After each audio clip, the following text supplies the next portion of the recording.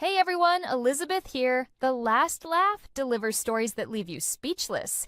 If you're here for it, hit subscribe and let's go. The call came at 5:47 in the morning. I was standing on the platform at Concord Station, my single canvas duffel at my feet and the green tin of Earl Grey tucked under my arm. The air smelled like October, cold with a thin edge of something burning somewhere across the river. The 622 Amtrak was already visible at the far end of the track, its headlights moving toward me through the gray. My phone rang. I looked at the screen. Raymond Holt. I let it ring twice. Then I picked up. "Tell me you're not doing this," he said. "I'm at the station," I said. The silence that followed lasted 4 seconds. I counted. "Walking out," he said, "is what cowards do." I didn't answer right away. I watched the Amtrak come in slow, the platform filling with a low diesel vibration I could feel in my back teeth. A woman in a red coat walked past me pulling a rolling case. A man with a newspaper tucked under his arm nodded at nothing in particular. "I have to go, Dad," I said. "The train's boarding." "Iris." His voice changed then, dropped into the register he used when he wanted me to understand he was serious. As though I hadn't understood him for 63 years. "Your grandfather did not leave. Your Uncle Harold did not leave. No one in this family has ever walked out." "I know," I said. "Then what are you doing?" It wasn't a question. Never was with Raymond. I picked up my duffel. The conductor was making her way along the platform. "I'm getting on the train," I said. "Goodbye, Dad." I put the phone in my pocket. It started ringing again before I'd taken 3 steps. I didn't look at it. I showed the conductor my ticket, the paper one I'd printed at the library 2 weeks prior, because I didn't trust myself not to cancel a digital booking at midnight, and I stepped up into the car. Dad called twice more while I was finding my seat. I watched the platform through the smudged window, the empty concrete, the single orange light above the shelter, and I thought, this is what it looks like to leave a place you've been circling for 30 years. Then the train moved and the platform disappeared and I opened the green tin and made myself a cup of tea with the small electric kettle I'd packed in a mesh pocket of the duffel, and I sat with my hands wrapped around the white porcelain mug with the chipped handle and I watched New Hampshire go by. Some things you come to slowly like a house settling. Others you arrive at all at once after years of not noticing the foundation was cracking. I'm Iris Holt. I was 63 years old on the morning I took the 622 Amtrak from Concord to Portland, Maine with 1 bag and no forwarding note left on the kitchen table. I'd been a school librarian for 31 years at Pembroke Elementary. The kind of librarian who remembered not just which books the kids liked but which ones they needed, which is a different thing entirely. I retired in June, 18 months before this story properly starts, and retirement was supposed to be the beginning of something. A garden that wasn't just the 4 marigold pots on the back porch. A reading chair that wasn't also an ironing surface. Time to finish the quilt I'd started for Wren's daughter in 2019. What retirement became instead was this. More time for my family to require things of me. My parents lived 11 minutes away in the house on Deacon Street where I'd grown up, which my father, Raymond, had never once considered selling because that would have meant admitting that the neighborhood had changed and that he had changed with it, and Raymond Holt did not change. He was 81 years old. He was still, in his own accounting, the head of something. The family. The house. The version of events in which everyone was grateful and no one wanted to leave. My mother, Norma, was 78. She had a hip that needed replacing and a coffee cake recipe she'd been refining since 1987 and an absolutely unshakable belief that the right response to any problem was to bring the relevant parties together for a meal and talk it through. The problem with this philosophy, as I'd been attempting to explain for several decades, was that talking it through required someone on the other end who was actually listening. My sister Claudette was 67. She lived 4 streets over from my parents and had taken, in the 2 years since her divorce from Gerald, to spending a great deal of time at Deacon Street and organizing the family the way she organized her kitchen. Alphabetically, her preferences first, and God help anyone who moved the spice jars. I want to be careful here because I've told this story to Wren and to my friend Della over plates of pasta in Portland, and both of them, good women, honest women, have asked me the same question. Were they cruel? And the honest answer is, not exactly. What they were was relentless. What they were was impermeable to the idea that I might have a different center of gravity than the one they'd assigned me. What they were was so thoroughly convinced that the family was a fixed object, and that I was a fixed point within it, that it never occurred to any of the three of them to ask what I might be doing with the hours between when they needed things. The cruel quotes came in small packages, repeated over years, worn smooth with use. You've always been the capable one, Iris. We depend on you. Your father's doctor wants him to reduce stress. You know how he gets when you're not there. The holidays are already so complicated. It would mean everything if you'd just come home. Come home. As though I'd been somewhere else. The thing that changed was not a single event. It was a Tuesday in March, 7 months before I bought the Amtrak ticket. I'd been at my parents' house since 10 in the morning, going through the cedar box on Raymond's dresser. Insurance papers, expired warranties, a 1974 photograph of my mother in a polka dot dress standing in front of a car I didn't recognize, because Raymond had decided he needed his affairs in order and that I was the one to help him do it. Claudette had offered. Raymond had said he wanted Iris. This was a pattern I'd identified years before but had never successfully dismantled. By 2 in the afternoon I'd sorted 47 individual documents into 4 labeled folders, found the life insurance policy Raymond had been certain didn't exist, discovered that the porch swing he'd built in 1979 had been mistakenly listed on a property tax form as a permanent fixture, and been asked 3 times whether I wanted to stay for dinner. I did not stay for dinner. I said I had plans. My mother looked at me with the expression she'd been perfecting since I was 19. A composite of worry and mild offense and absolute certainty that whatever plans I had were less important than this family's needs, and she said, "Well, if you have to." I drove home in the 1997 Volvo I'd had for 11 years, which had 141,000 miles on it and a cassette adapter I used to play podcasts and a crack in the passenger side visor I'd been meaning to have fixed since 2021. I sat in my own driveway for 9 minutes before going inside. I was tired in a way that sleep didn't fix. It was the exhaustion of a person who has been useful for so long that they've forgotten what they were like before anyone needed anything from them. I went inside. I made a cup of Earl Grey in the green tin I'd bought at the market in Portsmouth 6 years ago, the tin that had a small sailing ship on it and a dent on one side where I'd dropped it in 2020. I sat at my kitchen table. I thought, something is going to have to change. This was not a new thought.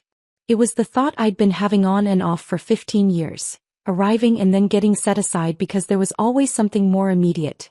Raymond's bypass in 2017, Norma's fall on the ice the winter after Claudette's divorce, the March when my parents' furnace went out and I spent 4 days on Deacon Street managing contractors while simultaneously completing a grant application for the library.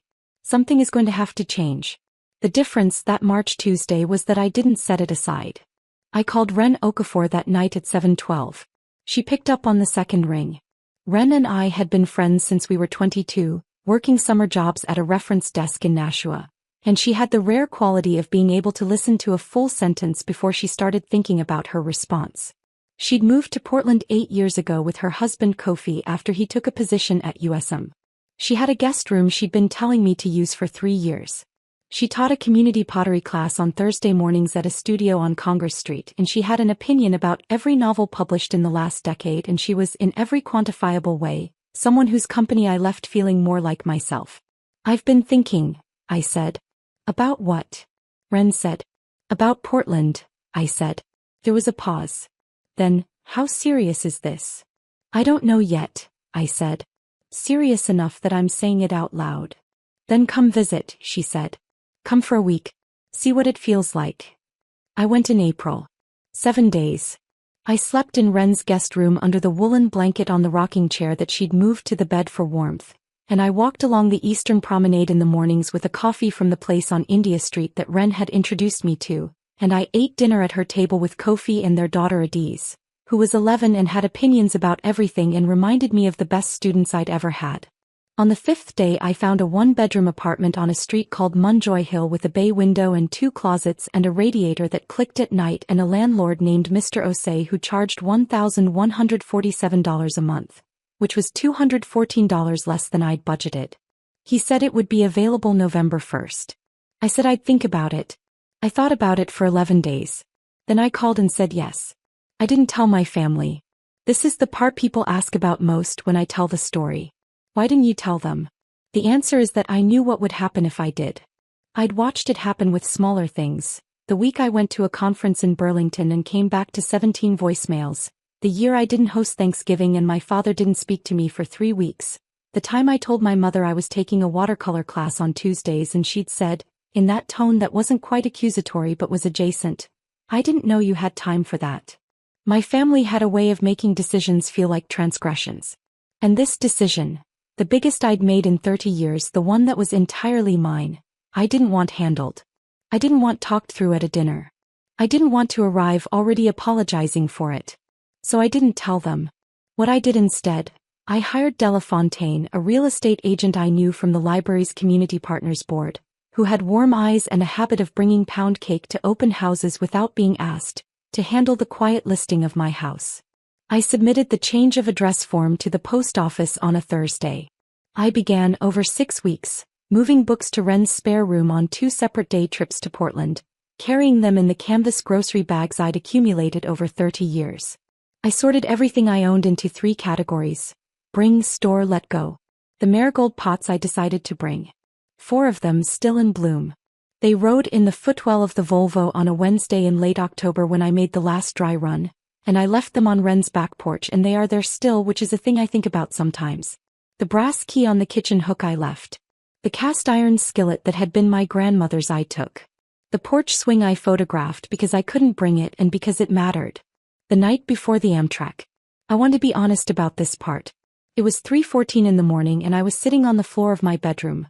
The bedroom I'd lived in for 22 years, the one with the water stain on the ceiling shaped like a thumb, folding the last of my clothes into the canvas duffel. I'd been at it since midnight. The room was almost empty. The dresser bare, the cedar box gone to storage, the leather journal with the broken spine already in the bag. I stopped folding. I sat there with a gray cardigan in my hands and I thought about Raymond's voice on the phone that I hadn't called yet. I thought about Norma's coffee cake and the way she'd slide a piece across the table before asking anything, like sweetness was a preliminary. I thought about Claudette, who was difficult in ways I understood because I knew where she'd learned them, and who had never once in 67 years asked me what I wanted without also telling me what I should want instead. I thought, am I wrong? Not wrong to leave exactly. Wrong in some other way. Wrong to go so quietly, wrong to not give them the chance to be different, wrong to assume that nothing would change if I said it out loud. The radiator clicked in the empty room. I folded the cardigan. Some things you owe people. Your time in the ordinary run of it isn't one of them. That sentence had been in my head for a month and I didn't know where it came from. It felt true in the way that things feel true at 3 a.m. when you're sitting on a bare floor with a cardigan and a duffel bag and 63 years of being the capable one. I didn't stop. I finished packing. I set my alarm for 4:50 a.m., lay down on the mattress with my coat over me, and slept for 1 hour and 42 minutes. The thing about boarding that train was how ordinary it felt. I'd expected something. Drama or its opposite. A numb blankness and inability to move. What I got was the smell of the platform and the conductor's voice and the small relief of a ticket already in my pocket, already arranged, already decided. I found a window seat. I made the tea. I watched Concord go. The countryside between Concord and Portland in October is a particular kind of beautiful, all orange and yellow going brown at the edges, the kind of color that looks like something ending and something else not yet begun. I've always liked that interval. Raymond called at 5:51, 5:54, 6:08 and 6:41. I let all 4 go to voicemail. Claudette called at 7:03. One call which surprised me. She left a message. I'd listen to it later. Norma didn't call. She never called directly when she was upset. She'd have Raymond do it. I ate the granola bar I'd packed and drank the tea and read 40 pages of the novel I'd been carrying in my bag for 3 weeks. A slim one, a woman in a house in Ireland working out something about her mother. And I thought about nothing very much except the way the light was coming through the window. The train pulled into Portland at 9:06 a.m. Wren was on the platform. She was wearing a purple anorak and she had 2 coffees in a paper carrier and she looked exactly like herself, which is the best thing you can say about someone. "You made it," she said. "I made it," I said. We walked to her car. She didn't ask me how I was feeling. She told me the coffee was from the place on India Street and that Adiz had left a drawing of the marigold pots on the guest room door as a welcome and that Mr. Osei had confirmed the apartment keys would be ready on November 1st. We drove through Portland in the October morning and I watched the streets go by and I thought, this is what it looks like to arrive somewhere on purpose. They found out 3 days later. I'd known they would. I'd left the key under the middle marigold pot, the one closest to the front door, because leaving it inside seemed like a statement I hadn't intended, and leaving no key at all seemed like too much of one. I'd sent a letter, typed and printed at Wren's kitchen table, addressed to Raymond and Norma at Deacon Street. I'd mailed it first class on the Monday after I arrived. The letter was not long. It said, "I have moved to Portland. I am well. I will be in touch when I'm ready. I love you. Iris." Claudette drove to my house first because she'd been trying to reach me and had started to worry in the way she did, escalating the way a car alarm escalates through its cycle of sounds. She found the empty driveway, the empty rooms visible through the front window, and the key under the pot. He called Raymond. Raymond called Claudette's son Derek, who is 29 and works in IT and was the family's designated person for understanding things they couldn't understand. Derek drove to the house with his toolkit as though that would help. They stood in my empty kitchen, 3 of them, looking at the brass key on the counter where Claudette had placed it. I know this because Derek called me 2 weeks later separately from anyone else and told me. "She stood there a long time," he said. "Aunt Claudette, I mean. She didn't say anything for a while." "Was she angry?" I asked. He thought about it. "She looked like she was trying to figure out when it happened," he said. "Like she was going back through everything looking for the moment." That sentence stayed with me. The truth is, there wasn't a moment. There were 34 years of moments. There was the morning I drove 40 minutes in a February ice storm to sit with Raymond in the waiting room of a doctor's office he didn't need me in, because he'd said he was nervous and I'd said of course I'd come, and by the time I got there he was already talking to the nurse and waved me into a chair like I was a piece of furniture he'd arranged. There were the Christmases I'd hosted while Claudette sat at the table telling me the tablecloth was the wrong size and Norma offered, every 40 minutes, to help with the dishes in a way that meant she wanted to rearrange them. There was the year I'd enrolled in a 6-week watercolor class and dropped it after 3 sessions because Raymond had 2 consecutive bad weeks and my mother had started calling at 8 p.m. with the specific quiet of a person who is waiting for you to offer. There were all those moments. None of them was the one. All of them were. Norma called on the Thursday after my arrival. A real call, not through Raymond. She called at 11:22 in the morning and I let it ring and then I stood in Wren's kitchen looking at my phone for a long time and then I called her back. "Iris," she said. "Hi, Mom. Why didn't you tell us?" It wasn't a question either. It ran in the family. "Because I knew what would happen if I did," I said. She was quiet for a moment. Then, "Your grandfather never left this family. Your father's never left. When something was hard we stayed and we worked it out." "I know," I said. "Then why?" "Mom," I said gently. "I didn't leave because things were hard. I left because I needed to find out what I was like when nobody needed me for anything." Another quiet. "That's a very selfish thing to say," she said. "Maybe," I said. I didn't apologize. That was new. The consequences came in waves, not all at once. In the first week, the 4 voicemails from Raymond which I listened to once and didn't save. The one message from Claudette, which was shorter than I'd expected, just her saying my name and then after a pause, "Call me when you can," which was the most restrained thing my sister had said to me in recent memory and which I turned over in my mind for several days. In the second week, the letter I sent. Norma's phone call. A silence from Raymond that I understood to be a position. In the third week, I picked up the keys to the apartment on Munjoy Hill. Mr. Assay met me at the door with a small bowl of groundnut soup his wife had sent, because that was the kind of man he was, and he showed me the bay window and the 2 closets in the radiator that clicked. And I stood in the empty room with the white plaster walls and the afternoon light coming through the glass and I felt, not happy exactly. Something more specific than happy. Something that felt like a room the right size for one person. Wren and Kofi helped me move in over a weekend. Adiz supervised. I put the 4 marigold pots on the bay window ledge. They bloomed until November. In the 4th week, Claudette called. An actual conversation 23 minutes long, the longest we'd managed in some years without someone redirecting to a complaint. She told me she'd been angry. She told me she thought I should have said something. I said I understood why she thought that. She said, "Are you coming back for Christmas?" I said, "Not this year." She didn't hang up. In month 3, Raymond called. His voice was different. Still formal, still structured around the idea of himself as the person who established the terms, but underneath it something quieter. He said, "Your mother is not well." "What kind of not well?" I asked. "She has been upset," he said. I'll call her, I said. I'll plan a visit for the spring. She'd like that, he said. And then, because he was 81 and not a man given to deviation from his own position, but because something in him was apparently still reachable, I don't understand what we did wrong. The loyalty of parents to their patterns is not the same as the loyalty of parents to their children. I thought that. I didn't say it. What I said was, you didn't do one wrong thing, Dad. It was a long time and I needed to move. He didn't respond to that. We talked about the weather in Portland. He told me it was colder than Concord in October. I said yes it was, but I'd managed. We said goodbye. He called me Iris when he hung up, not Iris Louise, which is what he called me when he was displeased. I counted that as something. The chance meeting happened in April, 8 months after I'd left. I'd gone back to Concord for 2 days to have lunch with Delafontaine and sign some paperwork related to the house sale.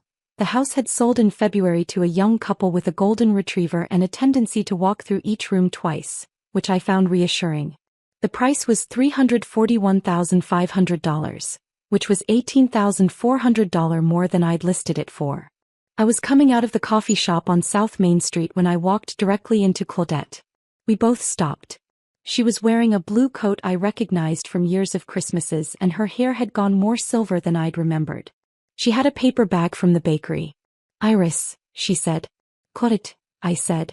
We looked at each other for a moment there on the sidewalk in April, with Concord doing its ordinary business around us. You look well, she said. You too, I said. Neither of us moved for a beat. Then she said, do you have a minute? We sat in the coffee shop. She had a coffee and I had a tea, the white cup with the logo I didn't recognize. She put the bakery bag on the table between us and didn't open it. I've been thinking about what you said, she said. In October. That you needed to find out what you were like when nobody needed you. Yes, I said. I didn't understand that at the time, she said. I know. I think, she stopped. She looked at the bakery bag. I think I've never done that.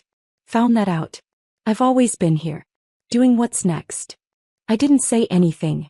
This was unusual territory with Claudette and I didn't want to say the wrong thing. I'm not saying you were right to leave without telling us, she said. I still think it was hard, Iris. It was genuinely hard. I know it was, I said. I'm sorry for that part. But I'm starting to understand why you didn't tell us, she said. We sat with that. How is it, she asked. Portland. It's good, I said. I'm taking a pottery class on Thursdays. She laughed. A real laugh, the one that crinkled her eyes. I hadn't made her laugh in years. Pottery, she said. I'm terrible at it, I said. I made a bowl that looks like a deflated hat. Wren's daughter framed a photo of it. Claudette laughed again. She opened the bakery bag and slid a scone across to me without asking if I wanted one. We talked for 41 minutes. I visited my parents in May. A long weekend, staying at the Comfort Inn on Pleasant Street rather than the room on Deacon Street, which I'd explained to Norma as a matter of convenience and which she'd accepted with more grace than I'd expected. Raymond shook my hand when I arrived. He'd been shaking my hand since I was 30-something, when I'd made some joke about us being adults now, and it had stuck and I'd always liked it. The formality of it, the acknowledgement that we were two separate people who had negotiated a relationship. Norma made the coffee cake. The 1987 recipe with the cinnamon streusel on top. We sat at the kitchen table, the one where I'd done my homework, the one with the burn mark from a candle at Claudette's birthday in 1978. And we had coffee and coffee cake, and we talked about the Portland apartment and the pottery class and the book group Wren had introduced me to and the couple with the golden retriever who were now, apparently, growing a kitchen garden in my old backyard. Raymond asked at one point about the marigold pots. I took them, I said. He nodded. Your mother planted those. I know, I said. They're on the bay window. They're doing well. He nodded again. He looked at his coffee. Some families hold on by pretending nothing has changed. Others hold on by learning slowly to recognize what has. I don't know yet which kind mine will turn out to be. I'm 63 years old, 64 in February, and I've learned not to assume I know how things are going to end. What I know is this.